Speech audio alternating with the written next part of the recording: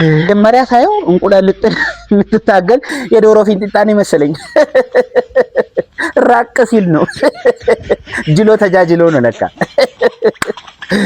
ራትሽን አይቶ ፈሳሹንም ሚስጥሽ አጎጠጎጤውንም ሚስጥሽ የኋላ ታሪክሽንም ሚስጥሽ እንጠልጥሉ ማለት ነው። ምጡንም ሚስጥሽ በቃ ይሄው መርቄሻለሁ።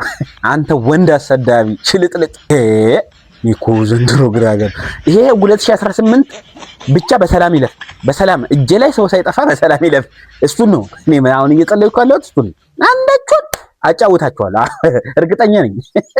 ካናል ዲነ ናንጡጭ ናን ጠረጴዛ ተመለስ ተመለስ ተመለስ ተመለስ።